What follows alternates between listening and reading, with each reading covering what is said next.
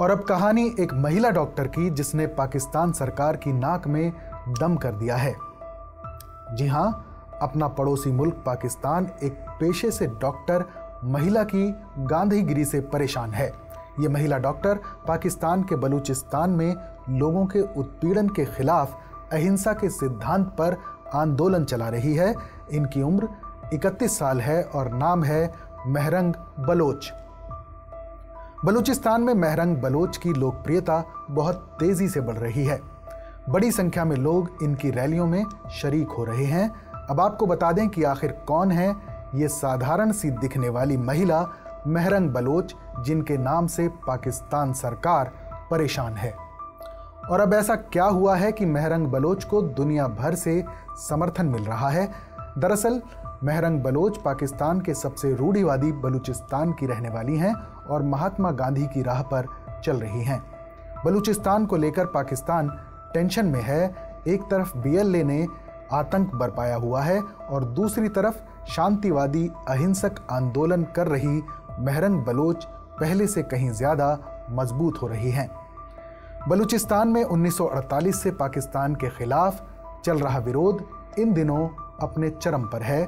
Balochistan liberation army यानी BLA पूरी ताकत के साथ पाकिस्तानी फौज को निशाना बना रही है। एक तरफ जहां BLA के हमलों से पाकिस्तान की शहबाज सरकार की चिंता बढ़ रही है, तो वहीं महरंग बलोच ने भी उनकी नाक में दम कर दिया है। दरअसल पाकिस्तान के खिलाफ बलूचिस्तान के संघर्ष का इतिहास काफ़ी पुराना रहा है। बलोच लोग आज भी अपने अधिकारों के लिए पाकिस्तान सरकार से लड़ाई लड़ रहे हैं। साल 1993 में जन्मी महरंग बलोच पेशे से एक डॉक्टर हैं, लेकिन अब दुनिया भर में उनकी पहचान एक मानवाधिकार कार्यकर्ता के तौर पर होती है। वो बलूचिस्तान के लोगों के हक के लिए 1 दशक से ज़्यादा समय से लड़ाई लड़ रही हैं। इस लड़ाई में वो अपने अब्बा को खो चुकी हैं और उनके भाई के अचानक गायब होने का दर्द भी अभी जिंदा है। वैसे तो उन्होंने बलोच लोगों के लिए 2006 से ही आवाज़ उठाना शुरू कर दिया था, लेकिन कुछ समय बाद उनके अब्बा का अपहरण कर लिया गया और फिर 2011 में उनका शव छत विछत हालत में मिला। महरंग उस समय तक इतनी सक्रियता से प्रदर्शनों में नहीं जुड़ी थी, लेकिन साल 2017 में जब उनका भाई भी अचानक किडनैप कर लिया गया, तब उन्होंने मैदान में उतरने की ठानी। महरंग ने अपने भाई के लिए प्रदर्शन किए, मार्च में शामिल हुई, बैठकों में गई।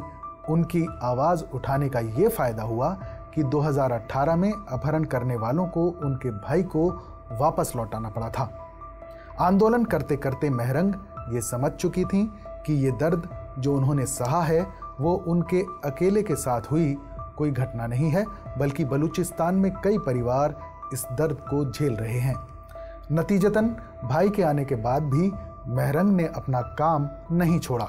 वो बलूचिस्तान में हो रहे आम लोगों के अपहरण के खिलाफ इंसाफ की मांग करती रहीं। बाद में साल 2019 में उन्होंने अपनी एक पार्टी बनाई जिसका नाम है बलूच यकजहती कमेटी यानी BYC। ये पार्टी बनाने के बाद उन्होंने छोटी छोटी बैठकें शुरू की। उन्होंने घर घर जाकर लोगों को अपने साथ जोड़ा। धीरे धीरे उनके साथ घर की बुजुर्ग औरतों से लेकर घर की बेटियां तक जुड़ने लगीं। उनके साथ चलने वाला काफिला बड़ा होने लगा।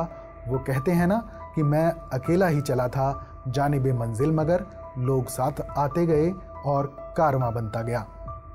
महरंग का असर अब बलूचिस्तान पर ऐसा है कि हाल में उनके नेतृत्व में एक मार्च का आयोजन किया गया था जिसमें तकरीबन 2 लाख लोग शामिल हुए थे।